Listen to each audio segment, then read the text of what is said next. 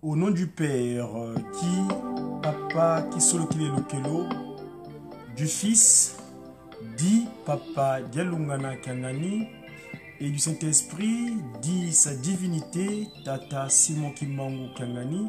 C'est là même qui est la troisième disposition de Dieu le Saint-Esprit sur terre. Donc, vous savez, la première forme, c'est celle qu'il avait pris du prisonnier qui a purgé 30 ans d'enfermement de son corps physique. Celui qui est arrivé le 12 septembre 1887, le fondateur de cette nouvelle civilisation, par le truchement de son essence spirituelle, dite Église de Jésus-Christ sur la terre, par son nouveau espèce Kimbangu. Et sa deuxième forme physique, c'est la forme qu'il a pris le 22 mars en accomplissement de la prophétie de ce qu'il avait dit à son copain d'enfance, Papa Kumpenda. Donc le 4 septembre 1910, quand l'étoile s'est manifestée sur la voûte du Congo, en disant que moi, Kimbangu, je veux renaître de nouveau en 1918. Donc le 22 mars 1918, il prendra l'appellation de siège de toutes les pensées, c'est-à-dire Kuntima Diengenda, c'est-à-dire ceux qui mettent les autres au cœur. Mes chers amis, je viens en face de vous dans le change, disons dans ce partage qui vient souvent quotidiennement, quand Papa Simon Kimbangu le permet, de venir évoquer certains événements ou certains faits concernant cette nouvelle civilisation. Aujourd'hui donc, on est le vendredi 26, la veille de la date grandiose, la grande date du 27 avril en 1959, quand Papa Simon Kimbangu décida du départ de sa épouse, Maman Marie Mwilu Kiawanga Nzitani, dans sa première forme physique, afin d'aller auprès de Tata Simon Kimbangu et devenir l'intercesseuse, afin de plaider pour nous, afin que nous ayons cette indépendance dont on a besoin, cette indépendance spirituelle. Ça, j'ai indiqué cela dans le cadre en ce qui concerne la science qu'on a connue au premier quart. Et vous savez que Tata Kimbangu nous a apporté la science Mandombe, le Pakunungu et le Pelekete. Et dans cette nouvelle civilisation, à propos de cette science, nous avons ce qu'on appelle une nouvelle manière de compter les jours. Alors aujourd'hui, vous savez, on est en l'an 98 depuis que le Kimbanguisme est mis en place. Et ce jour, on l'appelle dans le Kimbangu Muna le jour de Konzo. Konzo, qui est l'équivalent donc de Veneris Day, c'est-à-dire le vendredi. Parce que vous savez, quand nous disons lundi, mardi, mercredi, jeudi, vendredi, samedi, dimanche, nous faisons allusion au signe des zodiaques, hein, donc les planètes. Lundi correspond à Lunis Day, mardi correspond à Martis Day, donc Mars. Mercredi correspond à Mercure Day, donc Mercure. Et il y a le jeudi qui correspond à Jovenis Day, Jupiter. Et vendredi, Veneris Day, Vénus. Samedi, Saturn Day, Saturne. Et le dimanche qui est le Dominus Day, parce que le jour du soleil, Sunday, parce qu'il plairait à l'époque, ceux qui sont proposés d'être comme ça, c'est leur manière d'être. Mais nous, Tata Kimbangu, dans le cadre de cette nouvelle civilisation, les jours de la semaine, nous les comptons par rapport à sa volonté. Donc, grâce à la science Mandombe, nous avons ces qualificatifs qu'on appelle les jours de la semaine. Lundi, c'est Lumbukiampanga, le jour de Mpanga. Mardi, c'est le jour de la jeune, les jeunes qui mongissent, donc ça s'appelle Nsona, comme si on était des orphelins, parce qu'un Nsona, Nsona Takala, mais Nsona donc, mais Tata Kimbangu est venu nous donner cette disposition appropriée. Et donc, mercredi, qui est le jour des mamans, c'est le jour même que fut créée Maman Ève, c'est le jour que Tata Simon Kimbangu aussi avait commencé son ministère de récupération de l'humain dans un état premier, de la restauration de l'humain dans un état premier. C'était un mercredi, donc on appelle ça l'Umkia Mbassa. Mbassa correspond donc à Samba, donc au jour de prière et de méditation. C'est pourquoi nos mamans, très souvent, c'est elles qui ont honneur de pouvoir commencer les séances de travaux concernant l'union des enfants, des kimongismes, des kimangous, des kimangistes, à chaque moment où se trouve, à chaque endroit où se retrouve. Et nous avons donc le jeudi, qui est le jour de Nkenge, vendredi, qui est l'équivalent que je disais tout à l'heure, c'est le jour de Konzo, et le samedi, qui est le Nkandu, le jour de Sunday, donc Dominicus Day, c'est le jour de Ndele. Mais je viens cette midi, pendant mon break, pendant l'occupation pécuniaire, j'aimerais évoquer un fait. C'est le fait, vous savez que demain, c'est Moudialogo qui va naître dans les cieux, dans son mariage spirituel avec son mari. Mais, dans le séjour des humains sur terre, il se passe des choses à propos de l'union de l'homme et de la femme. Demain, Papa Simon Kimbangu et Mamouilou vont faire leur mariage spirituel. C'est-à-dire que les gens étaient témoins de cet événement-là, le jour que Papa Mamouilou s'est transfiguré. On a vu les anges de la cité céleste de Nkamba. La cité céleste de Nkamba, on a vu comment Maman Mouilou et Papa Simon Kimbangu, ils ont organisé ce mariage. Les gens ont vu ça de propres yeux. Et ça, Ngoudia Longo, dans sa forme actuelle, Maman Mouilou Kiawanga, Diangenda, France, Yina, Lofinama, on a toujours pour ce témoignage-là. J'aimerais, donc, je disais tantôt que j'aimerais évoquer une situation à propos de l'union de l'homme et de la femme. Nous avons remarqué qu'il y a des gens qui se marient, il s'est marié, mais dans l'entretemps, il a connu une vie sentimentale antérieure. Je prends le cas de mon exemple, je suis au Congo. Je suis marié à ma maman Anaël Mouilou Dia Congo, qui est mon épouse, depuis le 23 août l'an 2014. On avait prêté serment devant sa divinité dans le Saint-Temple de Nkamba. Mais avant de me marier avec elle, j'ai connu des situations inappropriées. C'est-à-dire que j'ai connu d'autres femmes, mais qui n'étaient pas dans ma destination, dans mon destinée. Et ici, je voudrais faire état, parce que demain, c'est l'événement de Maman Mouilou. Les femmes, les mamans, les mamas, comme je dis souvent, parce que maman, ça évoque un peu, mais moi je dis mama. Parce que dans le mot mama, j'ai pas mal d'informations concernant pourquoi ce qualificatif de mama. Hier, je vous ai fait état à propos de Maman Mouilou. C'est la première dame, notre dame à nous, la victorieuse, la grandieuse, la grandeur. C'est-à-dire que c'est qu'elle a honoré la maman à travers le monde. Dans l'histoire que nous savons de Maman Mouilou Kiawanga Nzitani, avant de se marier à Papa Simon Kimbangu, de cette union, il y a eu cette puissance trinitaire qui s'est matérialisée sur terre. C'est-à-dire, les trois glorieux sont descendus sur terre dans l'union de Tata Kimbangu et Nkaka Mouilou Kiawanga. Que voulons-nous dire par là? Déjà, avant d'y arriver, un instant s'il vous plaît, je vais vous prendre là après, un instant, je vais pouvoir vous rendre. Voilà, excusez-moi, j'ai une petite interruption d'un confrère à moi du groupe des guitaristes, Papa Guylaine Sambou qui m'appelait. Donc voilà. Écoutez, je disais tantôt, je voulais évoquer ici une situation de la situation maritale. Hier, je vous ai évoqué ce cantique qui évoque de Mama Mouilou Ngeye Ndumba Yantete.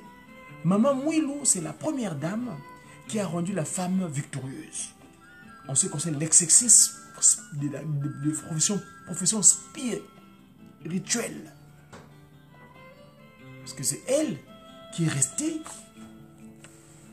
qui avait gardé le flambeau du kimongisme quand son mari fut déporté à 2000 km de chez lui à Nkamba, où il était faire la prison. Hein? Alors, le mariage. Pourquoi aujourd'hui, et là je voulais m'adresser très directement à notre communauté, à ceux qui ont accepté Tata Kimbangu comme étant leur Dieu, et Ngoudialongo Kakamouilou Kiawanga comme leur intercesseur auprès de Papa Simon Kimbangu, donc auprès de la Trinité Céleste. Papa Kisoulokele, Dieu le Père, Papa Delungana, notre Seigneur Jésus-Christ, et Papa Kimbangu, Kuntima Kiangani, du Saint-Esprit. Pourquoi je voulais cela? Papa Simon Kimbangu, quand il s'est marié avec son épouse, Maman Marie Mouilou, c'était la volonté de son oncle Tata Ndom Pentelo Patamambongo. Papa Ndom Pentelo Patamambongo, qui était déjà marié donc à Mamouilou, ils avaient eu une descendance, une maman, Maman Kitoudia. Et quand donc Tata Ndom Pentelo Patamambongo décide de partir, donc il meurt, il dit, moi cette épouse-là, elle est tellement formidable, je ne vais pas la laisser comme ça. Donc toi mon neveu, Kimbangu, tu vas l'épouser. Et nous savons, dans le rapport Roche des communications, là je vous renvoie, allez regarder l'émission de mon confrère, notre coordinateur ici au sein de notre Ratelki, Papa Lambert Makomimo, qui a fait une émission avec un doyen à nous, un patriarche de la connaissance de Kimbangu ici en France, Papa Simon Enensiangani. Allez voir l'émission Masolo, où il a évoqué un peu quelques événements sur Ngoudialongo, Mamamouilou Kiawanga. Et là, nous savons que Tata Simon Kimbangu, quand il a pris en mariage son épouse, Maman Mouilou, cette dernière avait aussi déjà eu des enfants. Une enfant plutôt, particulièrement. Alors, je vous ai dit que je voulais évoquer pourquoi les hommes, parfois, ont, on va dire, entre guillemets, la malencontreuse situation d'avoir connu plusieurs femmes, ou éventuellement, ou bien des femmes qui ont connu d'abord d'autres hommes avant de pouvoir se caser ou se mettre ensemble avec celle qui deviendra, qu'on appelle la légitime, ou bien celle avec qui ils vont décider de mourir ensemble.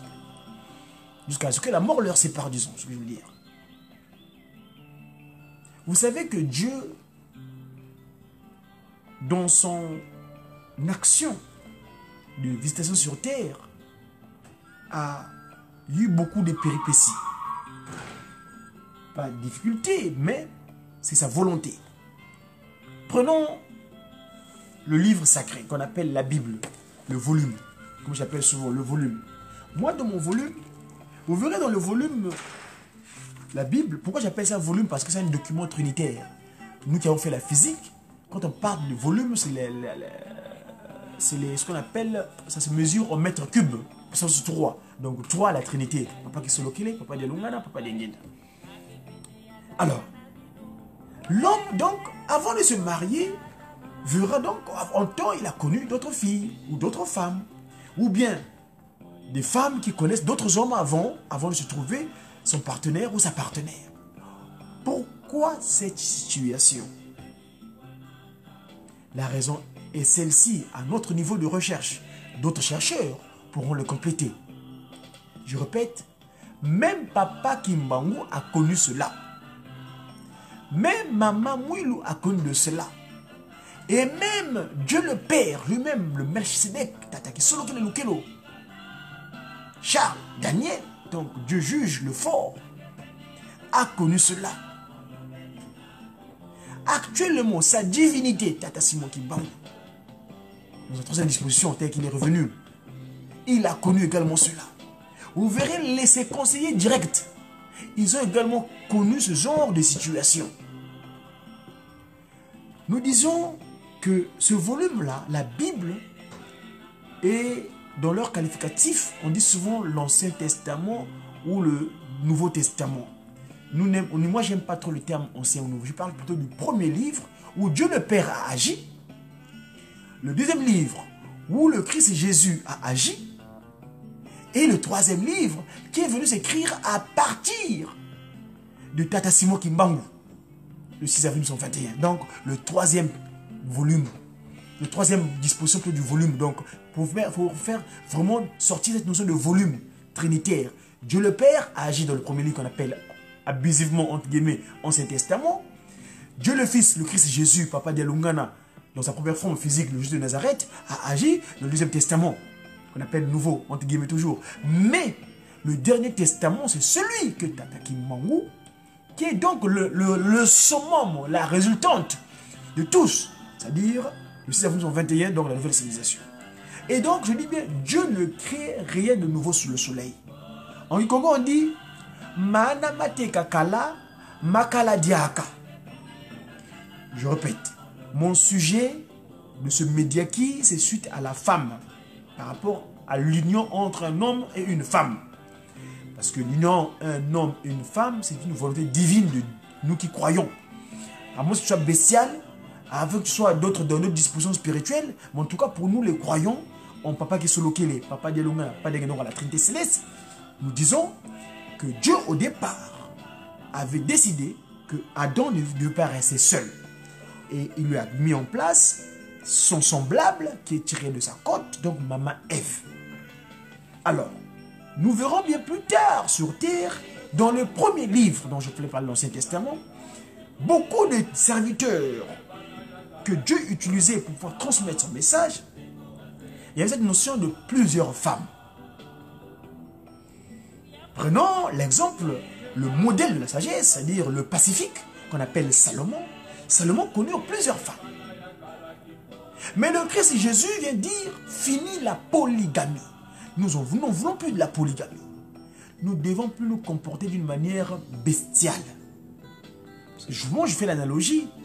Cette attitude des hommes qui ont plusieurs femmes, ou des femmes qui ont plusieurs hommes, c'est un comportement bestial. Donc, comme on dit bestial, ça vient de animal, donc les bêtes. Donc, bête, c'est-à-dire que animal, donc animé maléfiquement. Parce qu'au départ, Dieu dit bien un homme et une femme. Mais pourquoi donc, dans le deuxième livre, et surtout dans le troisième livre, quand vous lisez les textes de la nouvelle civilisation, la législation qui régit la nouvelle civilisation, donc dans le kimongisme, on a dit que le mariage est monogamique. C'est-à-dire qu'un homme, une femme, un homme. Si vous voulez bien, je vais trouver le texte approprié pour vous élucider cela. Je prends mon support ecclésial que j'ai avec moi. Il est dit quoi? Le mariage au sein de dans la nouvelle civilisation est monogamique. C'est-à-dire, un homme n'a droit qu'à une femme et une femme n'a droit qu'à un homme. Et pourquoi donc, aujourd'hui, nous connaissons parfois ces mésaventures, genre, avant de te marier, soit tu as contracté une autre relation antérieure qui a fait que tu aies des enfants par exemple, et finalement, parfois, ce n'est pas toujours évident à entreprendre ou à gérer.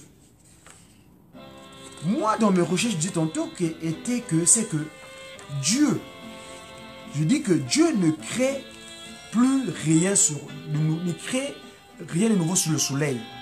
Nous qui étions avant, c'est nous qui sommes la première génération, la deuxième génération, la troisième génération, et cette dernière génération où nous sommes. La génération qui est partie c'est-à-dire que la première génération, vous savez, c'est parti de la création jusqu'à Abraham. C'est la première. La deuxième est partie d'Abraham non, je veux dire, excuse-moi. La première génération est partie de la création jusqu'à Sodome et Gomorrhe. La deuxième, de Sodome et Gomorrhe jusqu'à Abraham. La troisième, d'Abraham jusqu'à notre Seigneur Jésus-Christ. Et cette dernière de Jésus-Christ jusqu'à Tata Simon Kimbangu. C'est cette dernière, il n'y en a plus d'autres. Avant de continuer, je m'en vais tout de suite vous lire ce qui est dit dans la nouvelle civilisation à propos du comportement des humains sur terre. Qu'est-ce qui est stipulé dans le texte de loi du Tata Kimbangu? 1. Tu n'auras pas d'autre Dieu devant lui, sa divinité, Tata Simon Kimbangu Kiangani. Parce que ce Dieu-là, c'est lui, Tata Kimbangu Kiangani. 2. Tu ne te feras pas d'image taillée, ni de représentation quelconque. Ça, c'est les textes de loi, s'il vous plaît, soyez concentrés. Je dis bien, tu n'auras pas d'autre Dieu donc que Tata Simon Kimbangu Kiangani devant lui. Pas personne d'autre. Tu ne feras pas d'image taillée, ni de représentation quelconque des choses qui sont en haut dans les cieux, qui sont en bas sur la terre et qui sont dans les eaux plus bas que la terre. Ah, c'est le deuxième commandement. 3. Tu ne prendras point le nom de l'Éternel, ton Dieu, en vain. Souviens-toi, ça c'est le 2, 3. 4. Souviens-toi du jour de repos pour le rendre grâce, pour le sanctifier. 5. Tu honoreras ton père et ta mère afin que tes jours se prolongent dans les pays que l'Éternel, ton Dieu, te donne. Ça, c'est le 5e commandement. 6e commandement, tu ne tueras point. Jamais tu ôteras la vie à ton semblable. Ça, c'est le 6e. 7e, tu ne commettras point d'adultère. Et c'est la thématique dont je voulais faire état ici. Tu ne commettras pas, donc tu n'iras pas voir ailleurs. En Congo, cette phrase se traduit comme par Kuyanganiko. Yangani, ce qui est aux autres. Tu n'iras pas voir ailleurs donc. Tu n'auras pas un comportement bestial. Parce que moi, quand j'étais enfant, j'élevais des poulets. Dans mon poulailler, je remarquais le coq. Quand tu voyais une poule, il pouvait aller courir dessus. Dès qu'il faisait ce qu'il avait à faire, eh bien, il revenait, il pouvait aller courir une autre poule, ainsi de suite. Et ça, c'est pas humain et c'est pas divin. Mais sur Terre, il y a des humains qui sont devenus comme ça. Voyez-vous? Donc, nous devions abandonner cette attitude animale ou bestiale. Donc, être animé magnifiquement parce que ça a beaucoup de conséquences dont nous voulons faire état tout à l'heure. Ici, c'est pas possible qui a gagné le permis. 8. Tu ne commettras pas de vol. Jamais tu prendras ce qui ne t'appartient pas. Tu ne porteras point de faute le commérage. Tu ne porteras jamais de faute témoignage contre ton projet. Le témoignage. Témoigner, c'est parler.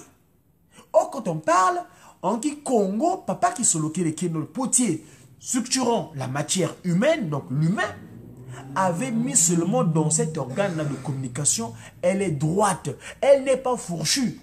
Contrairement à celle du serpent, cet animal que Lucifer avait utilisé pour pouvoir transmettre les mauvais dires, elle est fourchue. Le double langage, la séduction, dire ceci et son contraire, et ainsi de suite. Non, ça c'est bestial, c'est chétanique, c'est un kadiampembaïque, c'est un kadiampembaïque, donc kadiampem. Bref, donc jamais tu diras ce qui n'est pas juste ta langue. En Congo, la langue, cet organe s'appelle l'oudi, l'oudimi.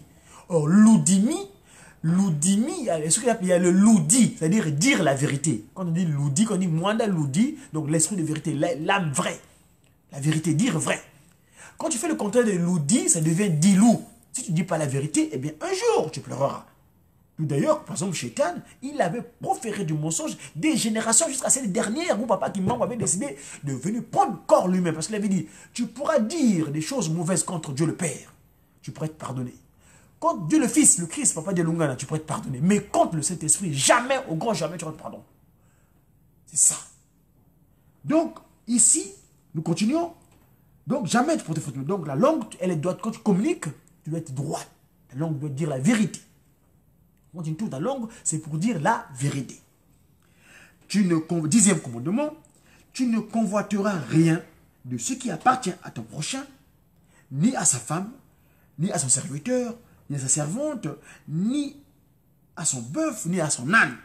Donc bref, c'est tout ce qui est, ce que les 10 textes de loi que j'appelle nous, que nous appelons dans la nouvelle civilisation, la constitution humaine. Parce qu'un corps qui n'est pas structuré, qui n'a pas de règles, ce corps-là est source de désolation. C'est comme un territoire. Moi, j'ai dit que le jour que Papa Simon Kimbangu le voudra, ça sera notre constitution d'une nation Congo. La nation Congo avec grand K s'il vous plaît, donc la nation Tata Kimbangu. Tata Kimbangu est en 3. Le Congo Angola, l'abdomen, donc le Congo Angola qui est la tête, il y a Yakanda, le Congo RDC qui est l'abdomen, et le Congo RC qui est le pied. Que j'appelle son Banza Kimbangu. Excusez-moi, je n'aime pas le terme Brazzaville parce que ça me rappelle d'autres dispositions spirituelles. Donc, formation, Rose-Croix, toutes ces désolations-là. Hein, c'est tout ce qui est ténébreux, là, tout ce qui est chétanique.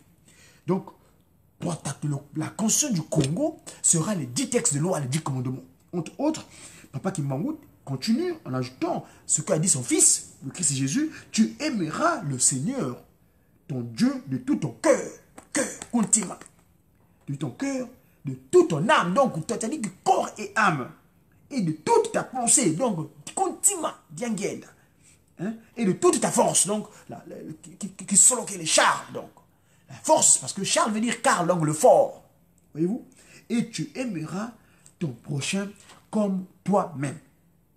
Alors, si nous continuons pour ce qui est donc des règles de droit concernant la nouvelle civilisation, il est encore stipulé que toute personne soit soumise à une autorité supérieure, car toute autorité vient de Dieu, Tata Kimbangu.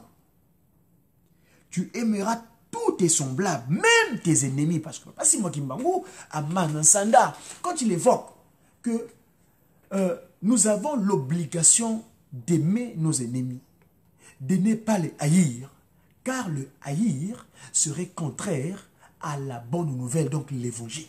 Voyez-vous? Alors, tu ne fumeras ni, tu aimeras dans ton semblable comme tu aimes ton ennemi, tu ne fumeras ni la cigarette, ni le chanvre. Tu ne prendras point de boissons alcoolisées, parce que l'homme, parfois, il est égoïste. C'est-à-dire qu'animé maléfiquement, il pense qu'à ce négo, dans le cadre de son business, il prend le raisin qui est un fruit naturellement bon, que Papa Kimbangu a mis en place, mais lui, il le fait fermenter dans un but. Voyez-vous? C'est pas bon ça, l'alcool. C'est pareil pour le maïs, la bière. Mais c'est un fruit, le maïs, c'est un produit que nous consommons, naturellement parlant, quand il est à l'original. Mais vous l'humain dans ses intérêts, et bien, les bestialités dans l'attitude bestiale, donc animale, eh ben, il faut monter des idées dans le cas de business, du marketing. La séduction donc. Donc, pas de boisson alcoolisée. Tu ne danseras point, ni tu ne regardes, ni tu rappes. Donc, tu ne danseras, ça c'est le 5e, hein, la suite.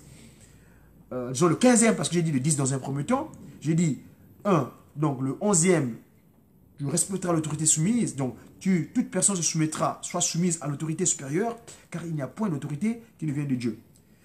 Autorité qui existe ont été instituées par Tata. 12e, tu aimeras tous tes semblables, même tes ennemis. 13e, tu ne fumeras ni la cigarette, ni le chanvre. 14e, tu ne prendras point les boissons alcoolisées. 15e, tu ne danseras point. La danse, je parle ici de la danse licencieuse. Les danses qui font souvent, par exemple, qui donnent les envies. Hein, moi, je connais ça par le passé. Pendant mes 30 ans du Vatican, j'ai eu des pratiques qui ont fait que on aura l'occasion d'en parler une autre fois. Hein? Donc, tu ne danseras point, tu n'iras point regarder les danses, tu ne dormiras ni te laveras nu. Pourquoi? Parce que le corps est sacré. Il y a les anges autour, donc c'est les bêtes qui n'ont pas de vêtements, mes amis.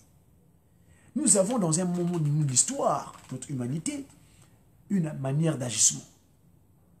Un agissement quelconque. Mais là, Tata Kimbangu, dans le texte de loi qu'il nous donne, nous devons garder le côté divin. Parce que l'homme est divin à la base. Quand il dit, créons l'homme à notre image et à notre ressemblance, l'homme est divin. D'accord? Tu ne te querelleras point, ni te battras avec quiconque. C'est le 17e. 18e. Tu n'useras point des fétiches. Franc-maçon, Rosukura, Maïkari, toutes ces pratiques issues de l'Égypte antique. C'est-à-dire que notre ancêtre, c'est Nimrod qui l'a mis en place. Nimrod, c'était le premier à construire la tour de Babel. Nimilodé, vous voyez dans le livre de Genèse, chapitre 11, verset 1er, je crois, 9e, où on élucide un peu comment notre ancêtre, là, ce roi Congo, qui avait mis en place cette manière de faire. Parce que le Kulumbimbi, donc Kinkulu Kambimbi, c'est-à-dire une ancestralité qui n'était pas de bon augure vis-à-vis de sa divinité, Papa Simon Kimbangu, qui a gagné. Tu devras payer l'impôt fixé par l'État. Au 19e, tu ne seras point en colère contre ton prochain pendant longtemps. N'est-ce pas? Quand il y a un malentendu, et puis on doit oublier. Il faut toujours après parler, discuter, échanger. L'échange verbal est nécessaire. Et non l'échange bestial comme des bêtes, on se donne des coups de poing. Non, non, c'est pas interdit ça. D'accord? Tu devras admettre tes fautes face à tes semblables. Quand tu as commis une maladresse, ben, tu reconnais. Notre ancêtre, Ngakamuki, Adam, était malencontreux. Parce que le jour que Papa Kimbangu descend, il dit, mon fils, vous êtes où? Ah, mais c'est la femme que tu m'as donnée. Oh, donc j'ai mal fait pour te donner Ngaka Kenge, Eve. Voyez-vous, d'accusation en accusation, le mal s'est perpétué jusqu'à la date d'aujourd'hui. Et non, jusqu'aux dates du 24 décembre 1992, le Christ revenu de nouveau sur terre, Papa Dialungana, accepta donc le péché de l'acte d'Adam et le péché d'Adam et Ève. Alors, la suite, c'est quoi? Il est stipulé ceci. Tu ne mangeras ni la viande de porc, ni la viande de singe. Lisez dans le Deutéronome 14, verset 18, le livre de Lévitique, chapitre 11, verset 7, ou le livre d'Ésaïe, chapitre 66, verset 17, ou le Proverbe 23, 1 à 3. C'est dommage parce que le tome est imparti. Je voulais faire état de la notion, en fait, tout à l'heure, de plusieurs partenaires avant de trouver son partenaire. Je disais tantôt que Dieu n'a créé un nouveau sur terre, Nous qui étions avant, dans les générations antérieures, c'est nous qui sommes revenus de nouveau. Si dans les générations antérieures, nous avons eu ce qu'on appelle plusieurs femmes, genre mon modèle à moi, parce que je connais mon passage biblique, je sais qui étais-je dans la génération antérieure. Et là, Papa Simon Kimba m'a donné encore une chance de nouveau de revenir de nouveau sur terre. Mais cette fois-ci, je dois me comporter dignement, c'est-à-dire à son image et tel qu'il m'a créé, et à sa ressemblance, c'est-à-dire que plus le côté bestial de ne pas reconnaître. Il y a Papa quand il a créé Papa Kimbangu, Papa Kimbangu quand il a créé plutôt Kakambuki, Adam n'a pas créé de Ève pour Adam. Ah non. Donc c'est la monogamie. Et c'est pourquoi aujourd'hui, il y a d'aucuns, vu qu'il n'a pas encore eu l'état d'esprit approprié, il a connu plusieurs relations. C'est-à-dire qu'il a voulu se comporter comme il s'est comporté antérieurement. Et c'est quand même, moi par exemple, j'ai une relation avec une antillaise. Une ancêtre, une maman qui était d'origine haïtienne. C'est-à-dire qu'Haïti, que ce territoire qu'on a établi le plan politique, parce que c'est un plan spirituel qu'on a établi plutôt. Haïti, c'est le premier pays noir indépendant. Nous, en tant que politique, en tant que Madzoumou, donc messager africain, divinement zélé pour l'officialisation de l'Union matérielle d'ordre universel, nous avons établi le pont entre les humains d'Afrique immigrés par la traite impérialiste qu'on appelle Haïti. Parce que tout c'est une vertu, malheureusement, franc-maçon qu'il était, il n'a pas pu faire ce qu'il avait. Mais il est venu mourir au fond d'un jour. Parce qu'une disposition spirituelle n'était pas appropriée. Mais nous, aujourd'hui, nous avons, en Papa Simon Kimbangu, nous avons établi ce pont. Par exemple, mon fils aîné, que j'appelle Merlin, en fait, c'est mon frère, c'est l'incarnation de mon grand frère qui était ici avec moi en 99 quand il est parti. Il s'appelait Merlin, mais Merlin devient comme étant une mission, c'est-à-dire messager, mission d'évangélisation pour rétablir la lignée initiale des Noirs. D'où le pont avec Haïti. Le deuxième disposition que j'ai eu là-bas, c'est Melvin veut dire mission d'évangélisation pour la libération véritable et intégrale des Noirs. Et la dernière que j'ai eu avec cette maman-là, j'appelle ça le message, mission pour une évangélisation véritablement africaine. Donc Maïva. Messagère pour une évangélisation véritablement africaine. Donc c'est le pont qu'on a établi entre le Toussaint Louverture, qui est celui-là qui avait milité avec les grands militants qui étaient là-bas à l'époque pour se battre. Mais malheureusement, il manquait cette indépendance spirituelle. Cette indépendance spirituelle est venue à partir de Tata Simon Kimbangu. Donc maintenant, le temps nous est donné pour pouvoir prendre autorité. C'est à Paris, il ne faut pas que celui l'avait dit, qu'on va gagner le pari. C'était le Mediaki de ce jour, Konzo.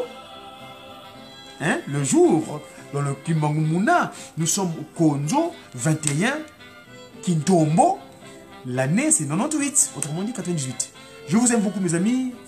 Je vous supplie de pouvoir être indulgent avec moi, indulgent avec moi. Si j'ai dit quelque chose qui soit heurté, toutes mes excuses, que cela soit pas ainsi par avenir, que j'en pose aussi des remarques. Vous m'appelez au 33 7 69 59 79 84. C'est notre point commun de communication téléphonique. Sinon, Godi dia Congo, Wena Kubatele dia Congo.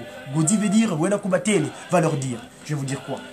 Tata Kimbangu Kiangani, que j'ai qui? Mes amis, j'ai sa divinité. Tata Kimbangu Kotima Kiangani Mwandaloudi Wavelela. Merci les amis. À bientôt. Je vois mon confrère rentrer. Papa t'a dit, bien de bonnes choses. Bonne fête, hein, papa. On est ensemble. Kintoadi. Kintoadi, qu'est-ce qu'il y a? À très bientôt. Au revoir. C'est mon. Je dois reprendre le précédent.